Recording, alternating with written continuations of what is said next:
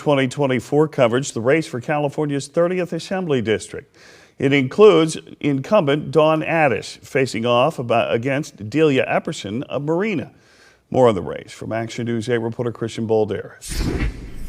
Running for California's 30th Assembly District is first-term Assembly member Dawn Addis and Marina local Delia Epperson. This district covers parts of Monterey County, namely the Peninsula, southeastern parts of Santa Cruz County like Capitola and Soquel, and extends into San Luis Obispo County. Dawn Addis is a Democrat and was first elected to the Assembly in 2022.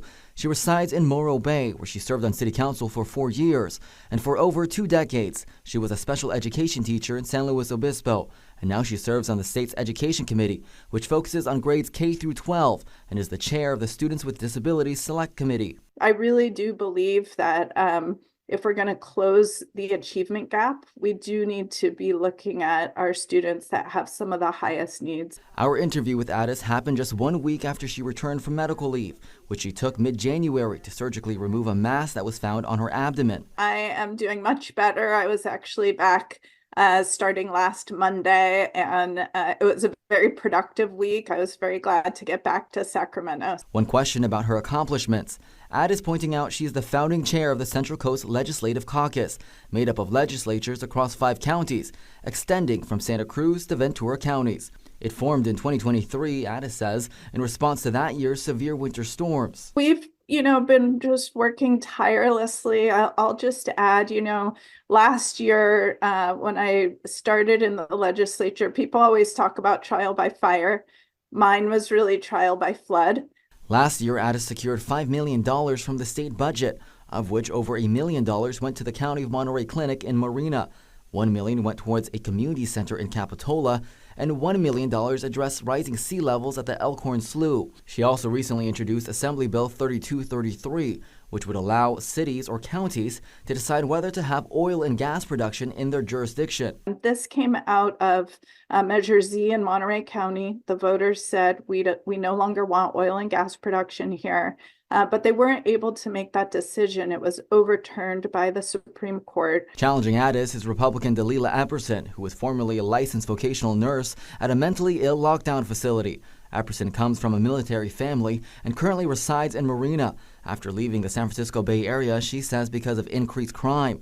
She calls herself a Judeo-Christian and says she's, quote, fed up with establishment Republicans. She ran for U.S. Congress in 2022, going up against Congressman Jimmy Panetta, who kept his seat. If I'm looking to win a seat, I need to start smaller. And like her last race, she is making parental rights the focus of her campaign. If I had children going to school, I would not prefer them to go to the schools in California. Epperson wanted to meet in her Marina neighborhood's playground. And with the Health Act, it says in the Health Act that if there's any kind of LGBTQ plus information in the curriculum, you're not allowed as a parent to take that child out of the class. That is inappropriate. She brought this book to our interview, which teaches kids about sex, gender, and sexual health and displays nudity. That's just pornography is what that is, especially for a 10-year-old. On the topic of parental rights, Epperson says people are leaving California because in part of, quote, state-sanctioned kidnapping of 12-year-olds. That being a reference to Assembly Bill 665, which passed in 2023, allowing kids under 12 to seek mental health care without notifying their parents. She says parents should always be informed, and there are no exceptions. Her platform also takes a tough-on-crime message and is critical of immigration policy, saying she's against, quote, free health care in school for illegals. She's also calling for voter ID laws and no electronic voting machines. And in our interview, Epperson is sympathetic to former President Donald Trump's multiple indictments. I think things are being hidden. Why are they coming after him so hard? She questions whether President Joe Biden was fairly elected. You're looking at all this information coming out. It begs the question, was he elected fairly?